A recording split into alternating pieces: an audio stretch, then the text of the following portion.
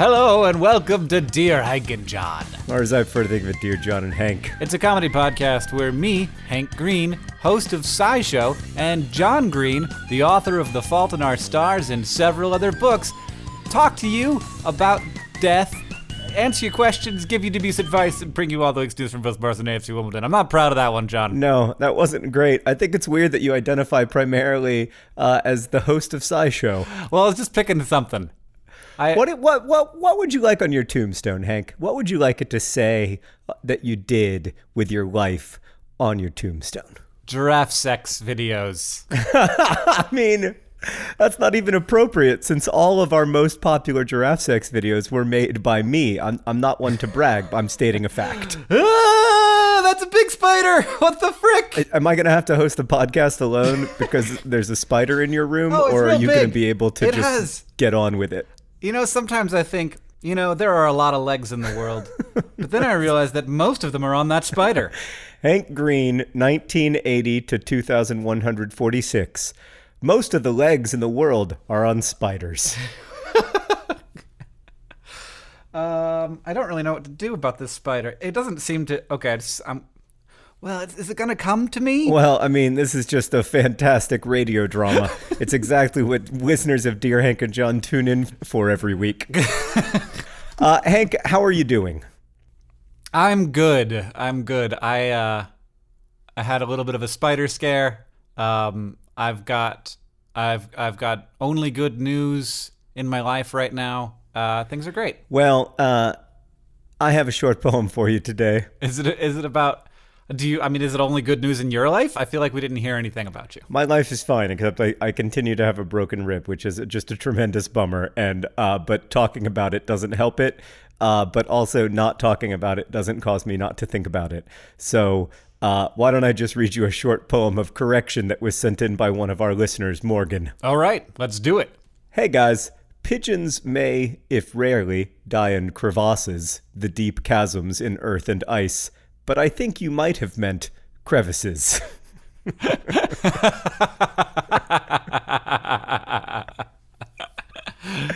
We also got a correction from Lauren, who writes, "My father is the lead rocket scientist of a science mission called Juno that is at Jupiter at this very moment." Right, so Lauren's dad wrote in, "Though it is a beautiful sentiment to think that we will never know what lies at the center of Jupiter, we most likely will within the next 20 months." The Juno spacecraft is currently orbiting Jupiter, and one of its core scientific goals is to discover the contents and state of Jupiter's interior. To answer the listener's question further, once the orbiter has completed its mission, it will descend into Jupiter to be destroyed. This is done so that the nearby moons won't be contaminated, but the gas giant will destroy the spacecraft. It's also worth noting that Juno has just sent back some close-up photos of Jupiter that are stunning and incredibly interesting, including the first ever photo of Jupiter's North Pole. So we'll post those to the Patreon at patreon.com/dearhankandjohn. They are beautiful pictures, and I even knew about Juno and had talked about Juno, as previously mentioned, on my apparently most important job, a host of SciShow.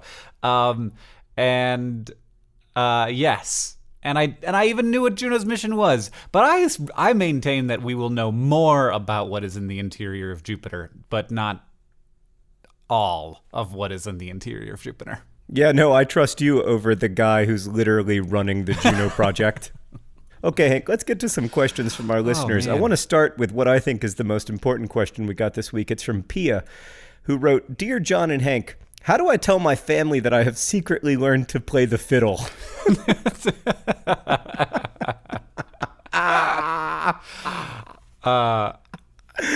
I recently saw an amazing folk band, and after their performance, I was inspired to learn to play the fiddle. I'm sorry, I can barely read this. What? I don't know what's funny about that part.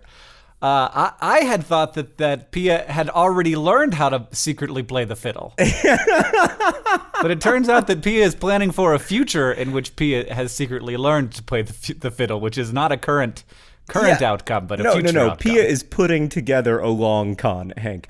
However, I predict it will take a while before I'd be comfortable enough to play in front of anyone. That's probably a good point, Pia. I'm also not totally convinced that you're going to be able to teach yourself the fiddle in silence, in secret somewhere, but I wish you luck. In a few years, should I gather my family in the living room and appear to them, to their shock, playing a jig? Or should I just approach each member of my family individually and surprise them with their favorite tune? Best wishes, Pia. This is the best idea I've ever heard. I hope this Pia is an has even better idea than flying a spacecraft into the center of Jupiter. I hope that Pia has a very large home, or a garage in the back, where it's just like Pia's spending a lot of time in the garage. What's she doing up there? Why does Pia hang out in our soundproof basement so much? I mean, I think as long as you're going to approach I think it's better if you approach each member of the family individually and play them their favorite tune, ideally arranged specifically for the fiddle. But in order to do that, you have to make sure that they're not going to communicate to each other that this has already happened. And the only way to really make sure that that's going to happen is if you do this individually with each of them at the exact same time. It's a great And so point. I think what you have to do is have multiples of yourself also learn to play the fiddle. Yeah, I think when you learn to play the fiddle, all your clones also learn to play the fiddle, although I'm not sure on the science of that. But my thought was, I totally agree with you that the first person could potentially spoil it for the last person. So I'm imagining that Pia has like 4 siblings, 2 parents, and 1 grandparent who's living in a nursing home. So what you're going to want to do, I think, is first, you're going to want to shock your grandmother. You're going to show up. You can have a duffel bag. Obviously, you can't have a violin case. That'll give you away. You've got a duffel bag. You show up. Your grandmother's sleeping. And she wakes up and she's like, oh, my God, Pia learned the fiddle. And then you cut your grandmother's phone line. She doesn't have a cell phone, thank God. So you just cut the phone line in the nursing home so she has no way to get to the outside world. You race. No. You have to cut the phone line to the whole nursing home. So like the exterior line that runs to the nursing home. Right, because she could use a different phone. I'm sorry, Hank, I didn't think of that. Great point. So you cut the phone line to the whole nursing home. Then you race to your dad's workplace. He is an accountant? Yes. Nope. He is in the local symphony orchestra where he plays the violin.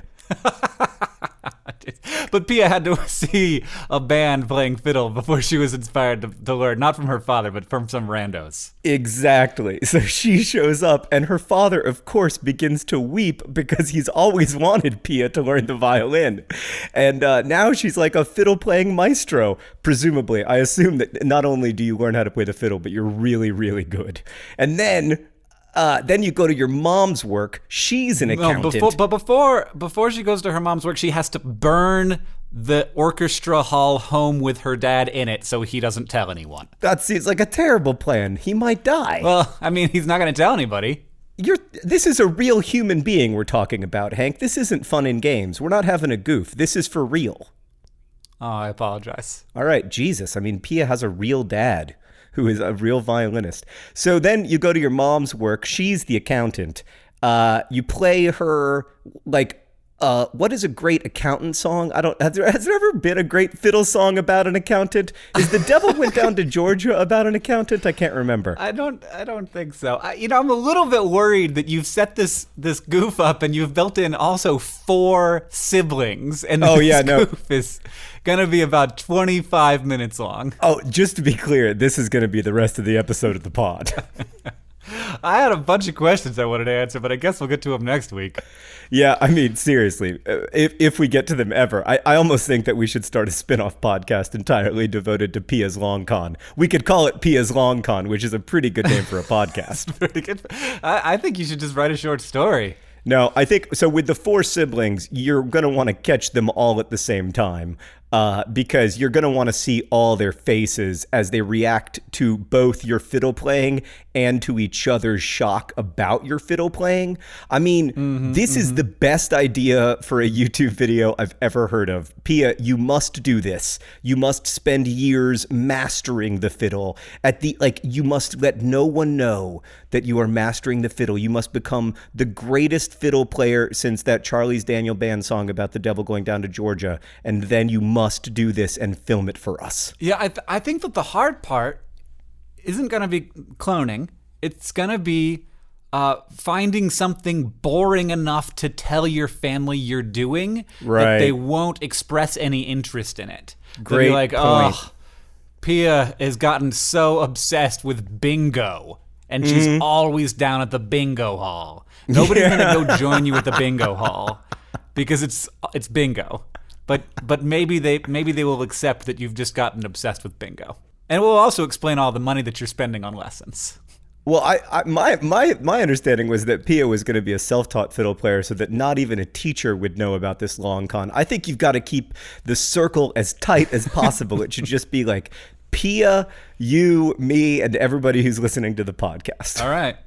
Well, it is a difficult thing to pull off, but I'm looking forward to hearing in a few years how it goes. See you in the YouTube video. If Pia executes, please let us know so we can send a crew down to film. Yeah, for real. I got another question, John. Is that okay with you? Yeah, I guess we can move on. All right. This one's from Allison, who asks, Dear Hank and John, how did the term real estate agent come about? Is it because estate agents kept having to reassure people that they were indeed real? Do you know the answer to this question, John? I do know the answer to the question, Hank, but it's a little bit like Donald Trump's plan to fight ISIS. I feel like if I tell you the answer, then everybody will know it. So it's best if I just keep it secret. It's best if it's just secret. Inside my head. But I'm sure I'm 100% right on this one. Let me know if after I tell you this, you think that I am right. You can confirm that I'm correct about this. Sure. The real in real estate agent does not refer to the agent, who is definitely real. It refers to the estate. And that it's a very old term, I think from like the 1600s. And I'm not like, this isn't a thing I knew, I looked it up. And the real is a way of saying that this is the stuff that is the real estate rather than the personal estate. And so the real stuff is if you own land, anything that's connected to that land is part of the real estate. Anything that you can take away and it is yours is not. So like a tree would be included in the real estate. So like the land and the stuff and the rivers and all that stuff, it's the real part of the property. And then there's the personal part of the property. And which is that's like your fiddle would be in your personal estate. Yes, right. And your hammers and your plow. And yeah, it's not really a way that we use the word real anymore, but it was a way that we used it back then, and we continue to use that phrase. And I just love how words work, John, and how I don't know why that is, and I haven't gotten over it. I'm 36 years old, and I still love when people explain to me where phrases come from and words come from that digs back into history and shows us that all of this stuff is just a human invention and that, we are all tied together through this long string of creation and knowing and building ideas and things. And I like that. And I don't think I'll ever get over it. Well, I think it's cool too. And I did know that. I just wasn't telling you. We have a similar question, Hank, okay, that allows us to talk about a little bit of etymology, which is something that we both enjoy. This question comes from Gavin, who writes, Dear John and Hank, this is a very important question that has bothered me since I was a young child. Why do almost all zippers have the letters YKK on them? I'm going to check my zipper. Oh, it's a button fly. Dang it. Well, my zipper has YKK on it. YKK is an abbreviation that originally stood for Yoshida Koigyo Geisha. Or I'm terrible at pronouncing things. I'll remind you that mispronouncing things is my thing. But now it's just called YKK Group, and they make your zippers. In fact, they make almost all of your zippers. I believe they make like 500 million zippers a year, and the story of why they make the zippers, even though maybe Levi's makes your jeans, maybe Wrangler does, maybe 7 for All Mankind does, but your zipper is almost definitely a YKK zipper, is a fascinating story. And you know what it boils down to, Hank? What? Making zippers good is hard. Like, making zippers that work is really challenging. And YKK kind of became the leader in the industry because they have really great quality control. In fact, they smelt their own like brass for the zippers. You know, I would love. I don't want to read a book about this because I don't have that kind of time. But I would love to have read a book about this. Sure. And to know all of the people that were involved in making that thing happen. You know, this 82-year-old company that now has, you know, a huge amount of the zipper market share in the world. And why, like, you know, obviously it's not just the competition, but they have done many things to maintain that position, because I'm sure that people could compete with them if they could on price or on quality, but like they have just done a thing and held onto that position for a long time. And it seems like there's a lot of people who have never been appreciated for doing really great stuff at YKK Manufacturing Group. Yeah, it's true. The only way that they've ever been shown appreciation is through the hundreds of millions of dollars of profits that they have each year. I don't know. Early on, maybe not. You know, it's No, they're a very profitable company. Trust me. I looked it up. Okay. Well, they're doing the thing well. They're doing the thing that they can do, and they're doing it well. I've got another question if you want to hear that, John. I'm ready. It's from Kayla, who asks, "Dear Hank and John, I can't buy into the Awesome Socks Club. It looks like it's already sold out. When will there be more Awesome Socks subscriptions? Did you know Awesome Socks would be so popular? I'm yelling because I'm excited, not angry." It would be helpful for listeners to know that email arrived at us in all caps. Well, also lots of exclamation points. Yes, we did not know that it would be so popular. The Awesome Socks Club, for people who don't know, is just a thing where we send you a pair of weird socks every week. A month, not every week. It's a sock of the month club. It's not every week, It's every month. And we did not know that it would be as popular as it was, and thus the first month's subscription sold out quite quickly. And we will get more of them in the future. And they will be available next month. I think this is a fantastic concept, a sock of the month club, because my main issue with socks is that I need about 12 pairs per year, but I only think to buy about 2 pairs per year. So I'm perpetually living with outdated socks. Mm-hmm. Yeah. Whether they're outdated because they're no longer fashionable or because my toes are sticking out of the holes in the front. Yeah, my toes, man. They're always sticking out of the holes in the front. I don't know what my problem is. And you know a weird thing, John? What we need, Hank, is YKK to design socks. Yeah, I smelt them out of brass. Yeah, that seems like a good plan. But yes, the Sock of the Month Club will be back soon. In the meantime, DFTBA.com has lots and lots of things for you to enjoy. That aren't that. Yeah, just squeezing it in there. Also, our Patreons at patreon.com/DearHankandJohn. We're starting the sponsorships a little bit early this episode. All right, let's do another question. This one's from Allison. Did we already do one from Allison? Is this the second Allison? I think it might have been a different Allison. Okay. Dear Hank and John, do bugs ever have a destination when they walk around? Last week in my math class, a beetle wandered all over the room, occasionally stopping to switch directions or look around for a bit. Are they searching for a home, or do they have no idea where they're going? Thanks, Allison. Allison, I mean, I don't want to cause an existential crisis or anything, but I'm pretty sure I could ask the same question of you. Interestingly, oh God, I wrote a haiku in college about this. Oh God. And it was about the human condition. Oh God, I already feel like I'm staring at the sun, and you haven't even recited it to me yet. I can't remember it. I can only remember the last line, which was it was some other form of Japanese poetry, so it wasn't the exact haiku form, but it was does a grasshopper know where it will land when it jumps, or something like that. Oh yeah. Well, does it? No, I don't think so, no. It's particularly grasshoppers, which do not jump to usually to get to a place. They jump to get away from a thing. So they're like, whatever, just go and fly in random ways so that the bird doesn't eat you. Right. Bugs don't have super advanced brains. They aren't they are more complicated than like a tree turning to look at the sun. They do consider things and like have a number of different factors that they are weighing, and they will use those factors to decide what to do and where to do the thing that they need to survive. And I don't think that we know what all of those things are. So we don't really know what a bug is thinking about, like what it's smelling, what it's looking at, where like all of the inputs that it's weighing in order to maximize its chance for finding food or shelter or a mate, which are mostly the things that bugs are looking for. But we do know, don't we, that like ants, while they are not particularly smart individually, are pretty smart if you view them as like a collective.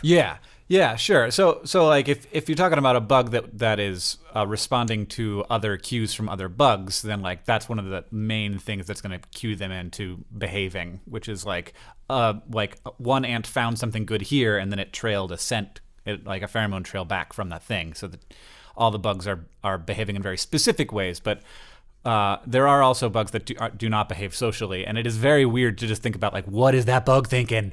What's the beetle doing? Where's it going?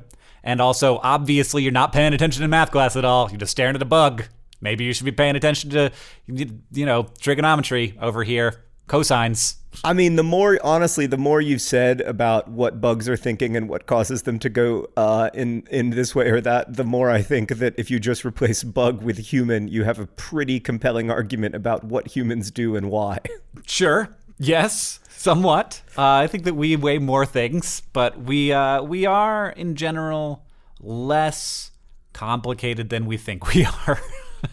Oh man, it's just it on an individual level. It makes me distraught. It also almost makes me want to tell my favorite joke, but I think I've told it before on this podcast. Oh, you sure have. Oh God, I love that joke. All right, Hank, let's move on to a different question. This one comes from Kathleen, who writes, Dear John and Hank, every time I'm at the dentist or orthodontist, I'm struck with the same conundrum. Where do I look when the dentist has his hands in my mouth? Do I look into the powerful light above my head, into the dentist's face, at the ceiling, or some other place? Any dubious advice is welcome. Sincerely, Kathleen. You know what I thought was weird about this question, Hank, is that I think the answer to this question is super obvious. Oh, wow. Okay. I also do, but it's going to be a different answer than you. Are you sure? Because let's just say our answer. Okay, what do you do while the dentist has his hand in your mouth with your eyes? Let's answer on 3. 1, 2, 3. Close your eyes. You didn't participate.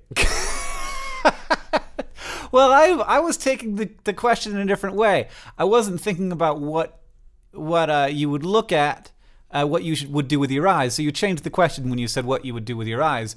And I was thinking you would just lose focus and stare into the darkness of your own mortality. Right, that's what you do when you close your eyes, Hank. That's actually, you just literally defined what happens when one closes one's eyes. Every single time when I'm at the dentist, I think that I sort of like just zone out and stare into the middle distance and am like, how did humans get here?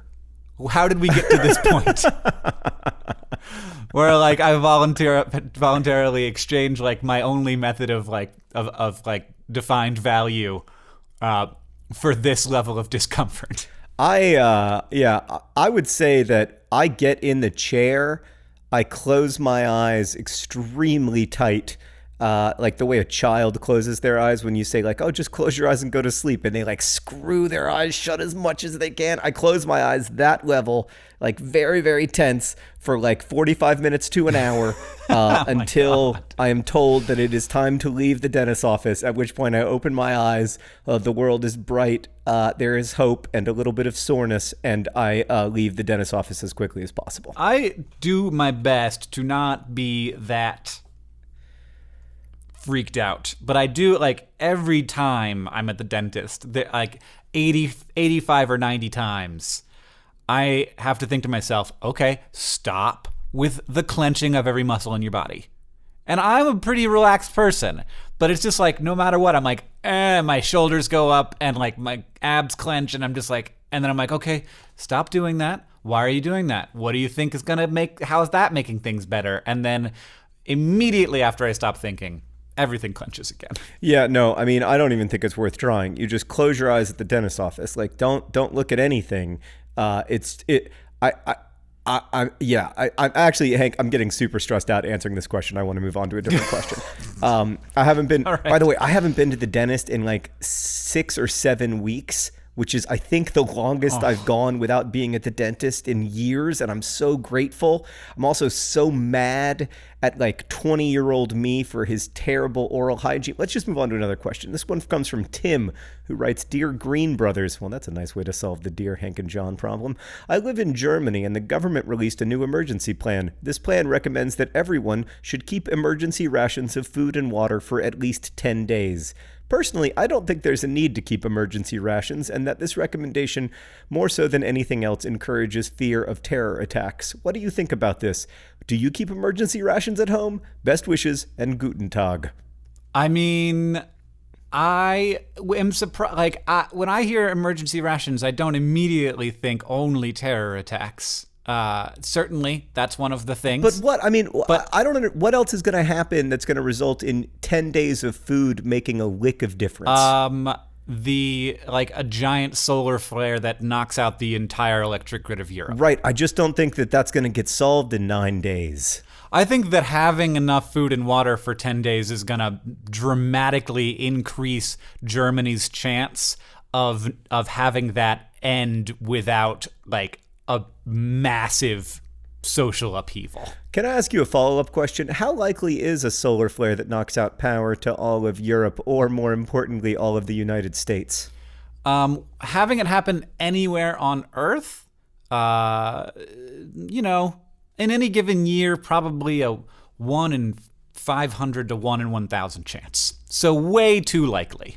Yeah, that is too likely. It's terrifying. It is the reason that you should have... All right, I'm going to get myself some emergency rations immediately. Because right now, all I have is like 196 Snickers bars. I mean, I think that could hold me over. Yeah, probably. I think your Snickers bars, probably, you should just hold them. Stop eating them. Leave them down in the basement. I have water. I have water stored up because, like, I can go a long time without food, John. But you cannot go a long time without water. So I have no water stored up. I have nothing stored up. I should definitely go get some water. I mean, is this becoming a survivalist podcast? Because I always thought my answer to this question was going to be like, I agree with you. It's all fear mongering. I'm 38 years old. I've never needed 1 day's rations, let alone 10 days. And yet now I'm like, I need to go buy 50 gallons of water immediately. I mean, I don't. It is an outside insurance plan, and the thing to know about it is that, like, what the government of Germany is asking for is probably a $200 investment that you make once every 10 years. And so it is a pretty inexpensive thing to do. And really what their goal is to increase the number of people that have this so that when they're providing emergency services during, a giant solar flare or in the wake of like some kind of, I mean, I don't think that a terrorist attack is going to create a need for that unless it's like, somebody found an atomic bomb or something. It was just in the basement gathering dust. That they're just trying to make emergency services easier. If more people have the ability to take care of themselves for a little while, that makes life a lot easier for the services that the people who are trying to provide those services. Okay. All right. So there you go, ladies and gentlemen. Get yourself some water and some emergency Snickers bars. I recommend no fewer than 378 at any given time. All right, speaking of the Mars Company, this question is from Angie, who asks, Dear Hank and John, I work at a movie theater that sells, like most theaters, overpriced candy. All theaters. Thank you very much, Angie. And one of these candies just so happens to be peanut M&Ms. I noticed that many of the guests... God, I love peanut M&Ms. I love them so much. That ordered this type of candy call them M&M's Peanuts or M&M Peanuts. Since I know that Hank is an expert in all things peanut M&Ms, I was wondering if M&M peanuts is really an acceptable way of describing these candies. Have you ever heard of this, John? I have never heard of it. I think it's a totally unacceptable way of describing peanut M&Ms, but I just want to pause for a second and note that you are only asking this question, Hank, because you know that the Mars Company sent me 378 Snickers bars, and you are desperate to try to get yourself some free M&Ms. I do love peanut M&Ms. But I also, before the podcast began, asked on Twitter, before we started recording, what do you call M&Ms that have peanuts inside? And 5% of people said M&M's peanut. And it's so weird. Yeah, so it's a thing. And then I asked, okay, if you're an M&M's peanut person, explain yourself. Did you just click incorrectly, or is that really a thing? And one person did indeed respond. Let me find it real quick. And said, I call it M&M's peanut. I guess it's a thing. Stop making me second guess myself. So it is a thing. which, by the way, fair enough. Like, I think there are enough things going on in the average human life that being called to account over how you say peanut M&Ms probably isn't helpful. But I looked at the packaging of peanut M&Ms, and it says M&M's really big, and then in the upper left-hand corner in small type it says peanut. And so you could read that, from left to right, top to bottom, peanut M&M's, or you could read it from like largest to smallest thing and say M&M's peanut. So it makes sense that there's a thing here. People are telling me that like, oh, it doesn't make sense one way, and I'm like, okay, shush. Whether it makes sense, like we know what you're talking about. It's not grammatically inconsistent. And maybe there is like an element of, like where you put the adjective and where you put the noun. But like my Honda Civic isn't a Civic Honda. It's the brand name followed by the modifier. So like it's a thing that happens. We do that. We do brand name followed by modifier sometimes. All right. So in short, you are in the end saying that either peanut M&Ms or M&M peanuts should be seen as acceptable. Yes, except that the Mars Company does indeed agree that they are peanut M&Ms. Okay. Well, I think the Mars Company should have the final say on this since they are our most important corporate sponsor. Moving on, here's a question from Barbara, who writes, Dear John and Hank, I was intrigued to hear John pronounce another pronunciation question. I was intrigued to hear John pronounce orange with 2 syllables, but Hank pronounce it with only 1 syllable. In my house, the parents' version is 2 syllables, but the kids' version is only 1 syllable. I attribute this to the fact that I grew up in Ohio while my parents grew up on the East Coast. But the two of you lived together when you were small children, correct? So why the difference? Well, our mother is from the South. John spent a lot of time in the South growing up, and I did not. And our father is more of a Hoosier, more of a Yankee. But I currently live in the great American Middle West, and I've most of my speech now is Middle Western, not Southern. So I'm surprised to know that we pronounce orange differently. How do you pronounce it? Orange. How do I pronounce it? Orange. Orange. Orange. Orange. Orange. Orange. Orange. How do I say it? I'm just gonna try to say it in a sentence. I literally can't think of something that's orange. I do say it in 2 syllables. You're right, orange. Like, yeah. Okay, so I need to start saying it in 1 syllable, so that the big lie will not be revealed, Hank. Which of course is that we are not actually brothers. We are just business partners who have been maintaining this facade now for nearly a decade. I'm not really sure why I chose you for this, but whatever. That's why I always say, like, oh, like I left for boarding school when Hank was 11. It's to make up for the fact that I have no memories of him from childhood because we were not, in fact, brothers. Orange. Did I say it right that time? You said it my way, yeah. That car is orange. Nope, it's so hard to say in 1 syllable. That car is orange. My Nickelodeon Kids' Choice Award that I'm staring at right now is orange. It seems very weird to say in 1 syllable. You got a Kids' Choice Award? I do. I have a Kids' Choice Award. I didn't mean to brag, but I do have one. I don't even remember what it's for, actually. I should find out. I'm going to guess The Fault in Our Stars. We got another question, John. I think it's for a book of some kind. But yeah, go. What's the next question? I have to remind you, John, that The Fault in Our Stars is indeed a book of some kind. Oh, right. I forgot that there was a book before the movie. This one's from Zach, who asks, Dear Hank and John, I was listening to the episode where you guys discussed what time of day it's appropriate to start saying have a good night rather than have a good day, and it made me think of a problem that I have constantly here. How do I decide which phrase I should use to end a letter or email before signing my name? Who deserves a love Zach rather than a from Zach, or sincerely Zach, or best wishes Zach, which Zach didn't actually write? It'd be great if you guys could lay out some ground rules for what closing phrase should be used in different relationships. Thanks for the help. Love from sincerely Zach. I actually think that Hank and I are both pretty bad at this, so we're not great. We're not going to be great arbiters of this discussion. If I end any email with anything, it is just the letter H. Yeah, Amy Cross Rosenthal has a bit in her new book about how annoying it is when people sign off with just their initials from emails, as if like they don't have the energy to type the extra 3 characters that is their name. But I usually sign off best wishes, but I think, Zach, this is a great opportunity for you to develop like a personal signature, like a catchphrase that's, sort of Zach specific. Now, this is, of course, a very risky game because most personal catchphrases are super cringy. You know what I mean, Hank?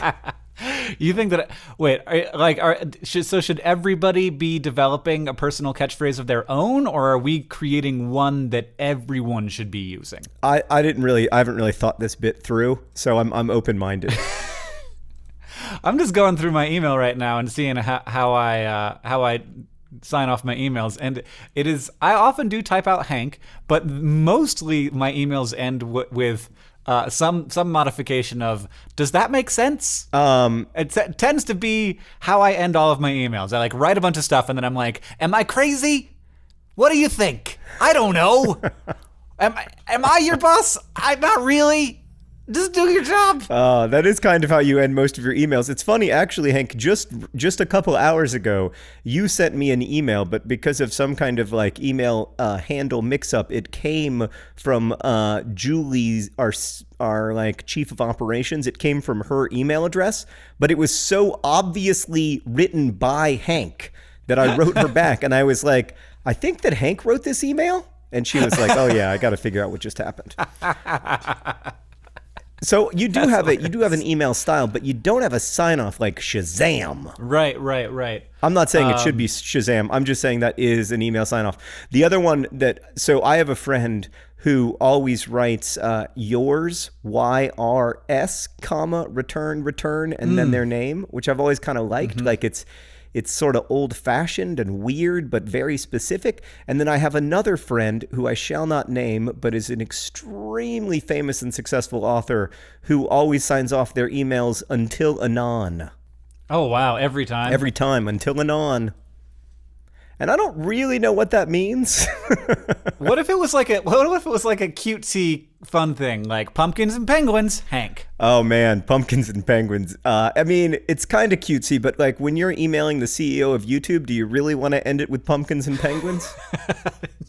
Yes. Hey, Susan Wojcicki. Hank Green here. Hope all's well. Just a couple quick notes on the YouTube demonetization crisis. Pumpkins and penguins, Hank. I like it. I'm going with it. I think it's a terrible idea, and it could literally kill our business. Which leads me to I almost forgot about our sponsor this week, which is, of course, the Pumpkins and Penguins Association of America. Yeah. Pumpkins and penguins. They don't have a ton to do with each other, but we formed this organization for efficiency's sake to advocate upon both of their behalves. I mean, what are the shared issues of pumpkins and penguins? I guess they're both concerned about climate change, like all species. Yeah, sure. Uh-huh. Yeah. They don't. Nope. Not really much. It's like a raven and a writing desk kind of situation here. Okay, Hank, I've got something that pumpkins and penguins have in common. They both waddle. Pumpkins don't actually waddle, but you can tell that they would if they had feet. I mean, if you give them a little shove, they'll wobble at least, which is like waddling. Right. So, the Penguins and Pumpkins Association of America is standing up for, organisms' rights to waddle. Mm-hmm, mm-hmm. And they both are composed of flesh. They have flesh inside of them. So the Pumpkins sure. and Penguins Association of America is pro-flesh and the preservation Strongly of flesh. pro-flesh.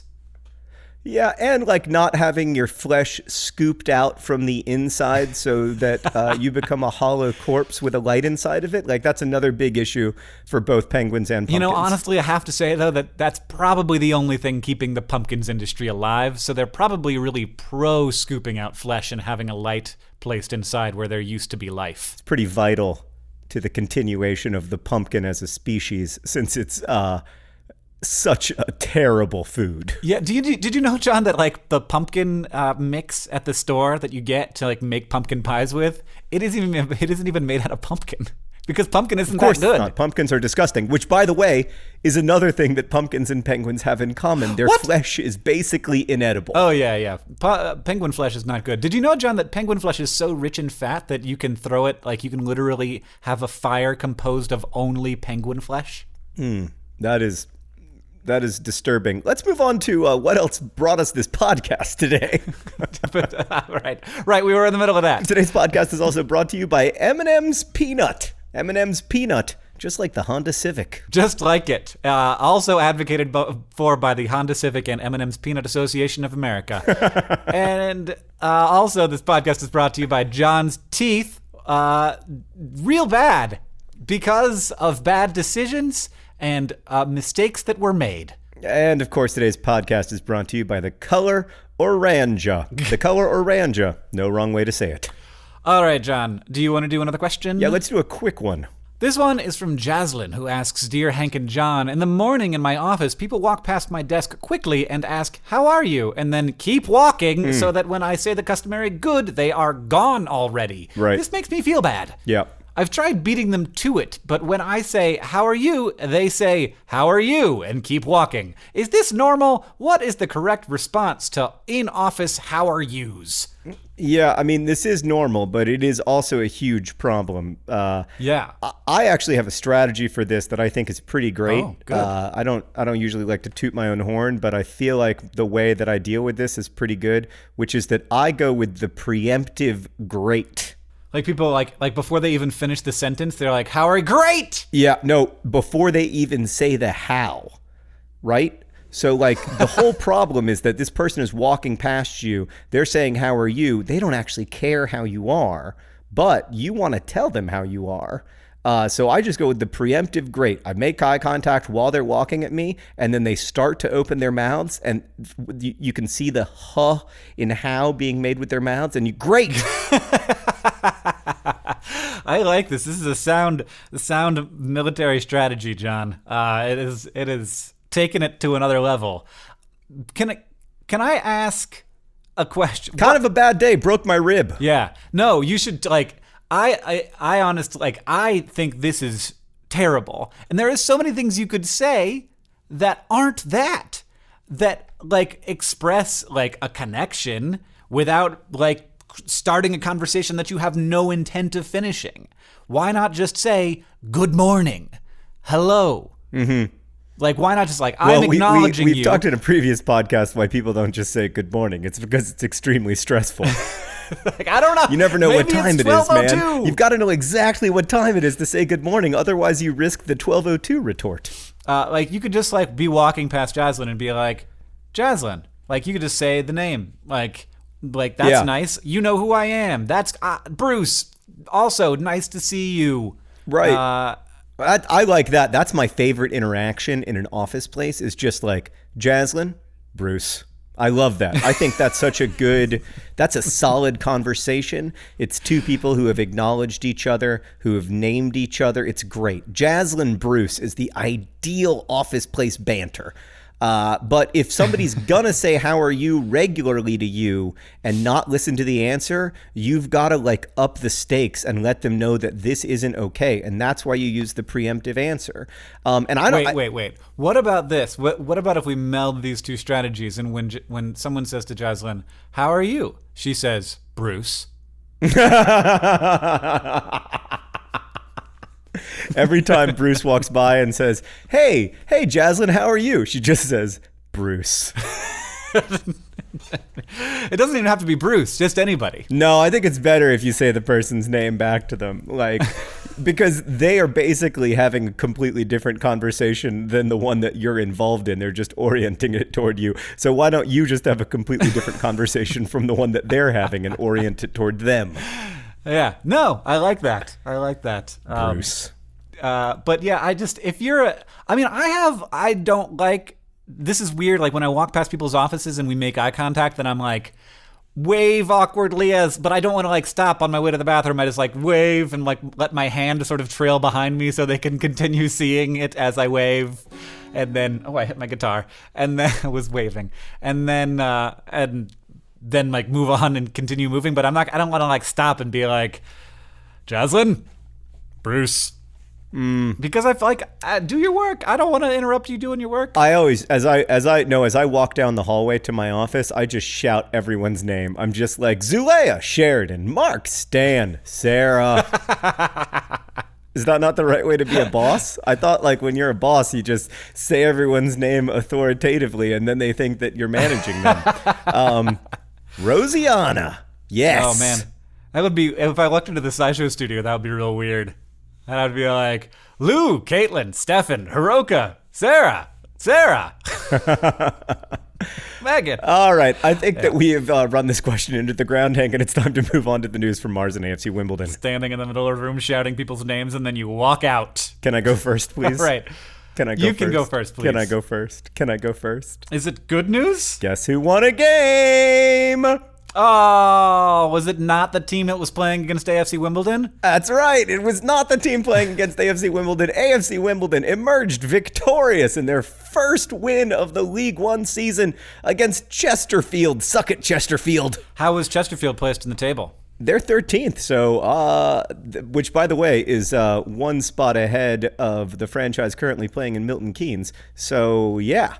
And that victory, Hank, means that in 6 games, AFC Wimbledon have acquired 5 points, which doesn't sound great until you realize that it means they are no longer in the bottom 4, which means that if the season ended today, they would narrowly escape relegation. Wow. I mean, if you guys can stay in the League One, it's less fun up here. But I assume there's other advantages.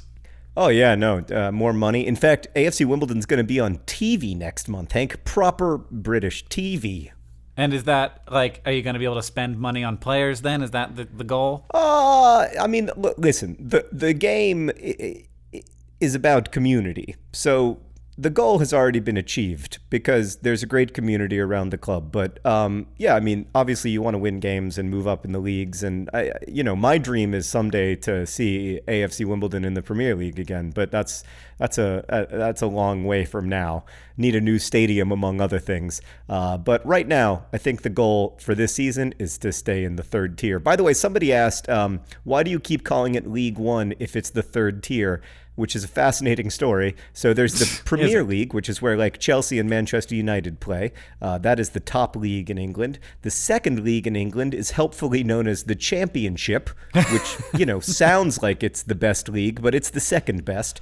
And then the 3rd league is known as League One on account of it being one league above the 4th league, which is League Two. Which itself is above the 5th league, which is called the Conference National. It's a completely unhelpful tier system, but yeah, the 3rd tier is League One. So hopefully next year we'll be in the Championship, although there's a very long way to go for that to happen. Oh my. What's the news from Mars? Well, the coolest thing on the surface of Mars is the Mars Curiosity rover, right, John? I know that that there is currently a minivan on Mars. Yes. It's been driving around on the sort of like plains, maybe possibly former lake bed at the base of a mountain on Mars, and it is headed up. Right now, it has sort of reached the edge of that mountain, and the plan is to have it go up the side of the mountain a little bit, but they may need to change the places that the Mars Curiosity rover goes in order to avoid places where there is, like, suddenly we are realizing liquid water on Mars. So in the last year, we basically realized that there are these weird formations that they recur, and they are darkening of the Martian surface, and that they are liquid water. It sort of hydrates, a weird chemical thing happening with salts and water. And we really do not. There's an international treaty that says you cannot take a earthbound thing and have it touch liquid water on Mars. So stay as far away from that as you can. In the future, you don't want to find life living in the water on Mars and be like, oh, life on Mars, but then be like, oh, but did we put it there accidentally when we drove the Curiosity rover up to that liquid stuff? Right. Now, Curiosity could not actually drive up to and test, even if it wanted to, do science on this. I think that would be amazing, but it can't, because all of the areas where this happens are very, very steep, and the steepness sort of is required for them to happen, and the level of slope that would be required for these RSLs, these water streaks, to happen. Curiosity could not exist on that level of thing. It would flip over. So we aren't going to have that happen, even if we wanted it to happen. But the current path is through an area where there are actually tons of these, which is interesting because 2 years ago we didn't know they existed at all, and now we're like, oh, Mars is covered in them. So it actually has to kind of be careful, and we may need to redraw the path that we thought Curiosity was going to go on to make sure that it doesn't get too close to any of this liquid water on Mars, which is an amazing, weird thing to have to deal with, and a very exciting thing to have to deal with. And it's also just exciting that Curiosity is now heading into a very different part of the geology of the area that it was landed in, and is going to keep finding all kinds of new stuff. And it has moved so far since it arrived on the planet, and it has a lot more to go. So, how many miles has it moved so far? It's traveled more than 10 kilometers. I don't know exactly how long it has gone. But that's like 6 miles. Right. Yeah, no, I can run that in an hour. But I understand I'm not on Mars. I understand it's harder. It is harder. It's harder. And it's yeah. And they've been doing science as they've gone. They've paused. It's not like it's been running at a breakneck pace across the Martian surface for 3 years. No, it mostly sits around, doing stuff, taking pictures, drilling holes, shooting things with Mars lasers. Well, I mean, I just hope it keeps doing its work alone on that planet until round about 2028. All right, John, what did we learn today? Well, we learned that Hank and John say orange differently, or possibly orange or orange, indicating that we may not be brothers and are just strangers who make videos together. Possible. It's possible. We learned that John has bad teeth and bad systems for dealing with stress at the dentist's office. I have a bunch of flaws. And of course, we learned that Zach should sign off all of his emails, even those to the CEO of YouTube, Pumpkins and Penguins. And of course, finally, we learned that if you want to secretly learn to play fiddle for 3 years before surprising all of your family, it is going to have to be a fairly elaborate prank that we really want to see executed. Oh man, Pia's my hero. I want this to happen so bad. I was gonna say I've never wanted anything this bad, but that's just not true. I've wanted many things worse. But I do want it. I do want it so bad. For Pia and for the world. I do want to say, Pia, if this doesn't end up happening, we will not be disappointed in you. That's fine. There's many things that you want to get done in your life, and this is only one of them. No, but the reason I think Pia's going to have almost by definition an extraordinary life, Hank, is because of the first sentence, the confidence with which she wrote that first sentence. How do I tell my family that I have secretly learned to play the fiddle? At this point in her mind, the 3 years she's going to have to spend learning to play the fiddle, she's already done that, basically. Oh, God. Okay, well, thank you for listening to today's podcast. If you want to support the podcast directly and get access to monthly live shows with Hank and me, you can do so at patreon.com/dearhankandjohn. We really appreciate all the support. This podcast is edited by Nicholas Jenkins. Our intern, it is her last week, is Claudia Morales. Thank you so much, Claudia, for all your great work on Dear Hank and John. Rosiana Rojas helps us out with the questions. Our theme music is by Gunnarola. And I just want to say thank you to all the people who have written lyrics to Hank and John Have Got It Going On. I've seen about 4 of them so far, and we'll include a couple of the best YouTube videos on the Patreon that you can go check out, because there are some wonderful versions of Hank and John Have Got It Going On involving us and our purple tanks. Also, I should say that you can email us at hankandjohn@gmail.com or follow us on Twitter. Hank is Hank Green. I'm John Green. You can also follow Hank on Snapchat, where he is Hank GRE. And, of course, if you're going to follow anyone on Twitter, it should be Leon Muss at LeonMuss4Earth. Leon Muss4Earth. No one is working harder to keep humans an Earth-only species until at least 2028. All right, I think that just about does it, John. And as they say in our hometown, don't forget to be awesome.